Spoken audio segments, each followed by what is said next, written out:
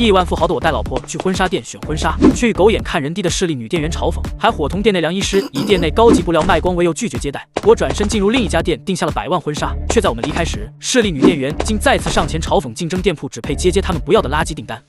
看着眼前装修奢华的婚纱店，唐仲威却有些忐忑。这家店铺已经开业超过20年，档次颇高，据说国内不少明星都来这里定做礼服。这里的婚纱很贵吧？我们去婚庆公司租一件就是了。那怎么行？别人穿过的再穿你身上，我会觉得很遗憾的。走吧，咱们家现在一件婚纱还是买得起的。唐仲威这才想到，丈夫最近赚回来16亿。她做梦似的跟着叶枫进门，就看到几件很喜欢的款式。她刚想伸手摸一下，不好意思，我们的婚纱原材料很昂贵，不允许随意触碰的。店员上下打量的眼神让唐仲威很是不舒服。叶枫眼里最是揉不得沙子，直接变道：我们要定做婚纱，你们的量衣师呢？我们的婚纱定做是10万元起步的。叶枫闻言皱起了眉头，别说10万，就算100万又怎么样？但唐仲威却本能地拉了下他，低声道：太贵了，算了吧。虽然唐仲威的声音不大，但店员还是听到了，他直接就反身回去坐着了。叶枫对他的态度很是不满，你不去把量衣师喊来，在那坐着干什么？店员抬头看他一眼，没好气的道：你老婆不是觉得贵吗？他只是觉得贵，并没有说不定。你这是什么态度？立刻去喊！店员一脸不爽，却还是只能去喊量衣师。没多大会，量衣师朱凯翔就走了过来。你们好，你们是要定做婚纱吗？是的，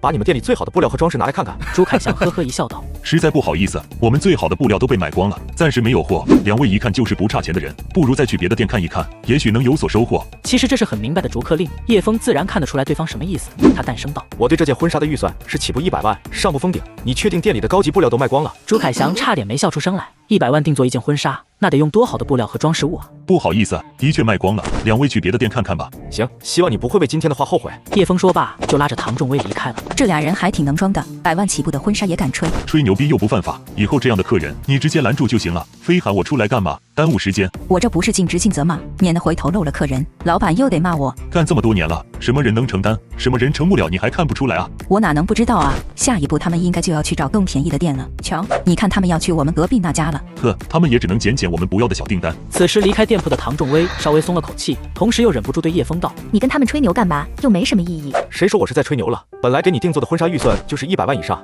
唐仲威愣了下：你是说真的？叶枫一脸认真地看着他道：当然是真的，无论你还是我，都是这个世界上独一无二的。那么在我们的婚礼上所用的东西，也应该是独一无二的。唐仲威的嘴唇颤了颤，似乎想说什么，但到最后也没能说出口。两人立马来到了另一家高端婚纱定制店，刚进门，店员就热情地迎了上来。两位是定制婚纱还是租？我们店里也有一些成品婚纱，是可以直接购买的。定制，把你们最高级的布料和装饰物拿过来看一下。好的，您稍等。店员没犹豫，转身去喊量衣师拿东西。唐仲威不由感慨道：都是高级定制店，怎么店员区别这么大？因为那家生意更好些，当然这也和老板的经营理念有关。有些老板赚的钱多了，就不再把客户放在眼里，惯用的一句话就是爱买不买，不缺你这一个，又或者我只是提供服务，又不是给你当孙子，没必要奉承你等等。大概就是忘了初心吧。没多久，量衣师和店员就带着一堆布料、装饰物过来。您好，我是本店的量衣师赛文，两位有什么问题都可以直接和我沟通。你好，帮我介绍下这些布料吧。不过成品装价格低于100万的就不用介绍了。赛文听得一怔，随后眼睛一亮。虽然这两人的穿着不像有钱人，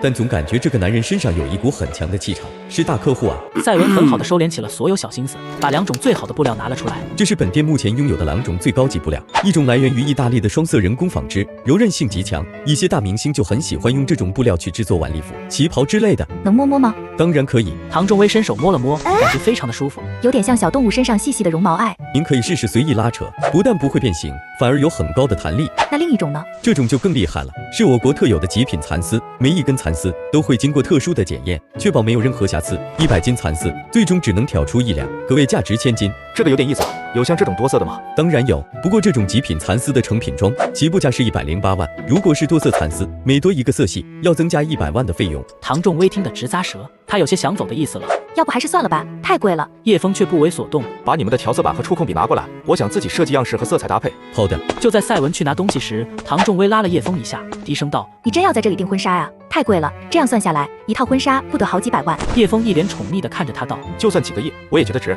听话，这场婚礼你只用做全世界最幸福的新娘，其他的事交给我就好。很快，赛文把东西拿来了。前世学过设计的叶枫接过触控笔，立马在平板上书画起来。等他画完后，一边的店员直接惊呼出声：这也太好看了吧！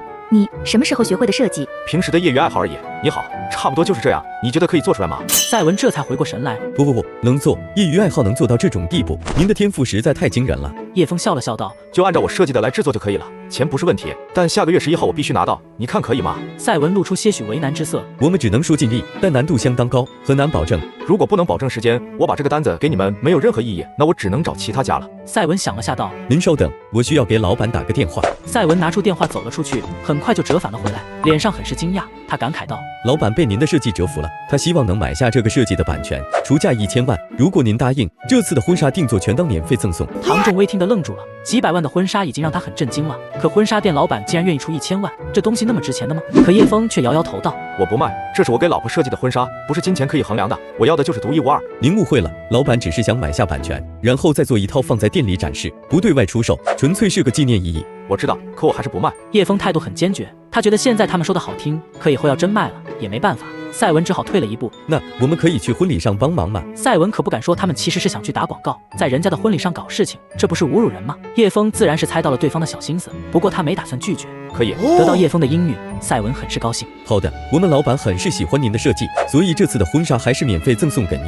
嘿嘿，能否超越其他同行，成为最顶尖的婚纱定制店，就看这一次了。随后，叶枫和赛文进行了深入的探讨。店员也给唐仲威量好了尺寸。那我们先进行基础的盛装设计，老板已经吩咐其他所有单子停工，全力以赴完成您这一单。到时候可能还需要唐小姐多来几趟。这个没问题，需要的时候及时打电话就好。赛文笑着把叶枫两人送出了门。这一幕恰巧被之前那家婚纱店的店员看到了，他连忙走出店门，嘲讽自己的竞争对手。哟，这不是赛文吗？怎么专挑我们大店看不上眼的垃圾单子来挣钱啊？赛文一听，脸色顿时沉了下来。我劝你嘴巴放干净点，每一位走进我们店的顾客都是我们的贵宾，而不是你口中的垃圾单子。哎呀，难怪你们这家店开了这么久，也没什么大单子，看来是什么阿猫阿狗都不挑啊，估计你们连房租都交不起了吧？叶枫和唐仲威听到这里也停下了脚步，叶枫的眼中闪过一丝不悦。我想你可能对我们之前的对话有些误解，我们并不是买不起你们店的婚纱，而是觉得你们的服务态度和专业素养配不上我们的需求。现在看来，你们真是无知傲慢。什么？叶先生，你们之前去过他们店？别在这里吹牛了，你们一看就不像是能买得起高档婚纱的人，我看你们最多也就租个几千块钱的婚纱撑撑场面吧。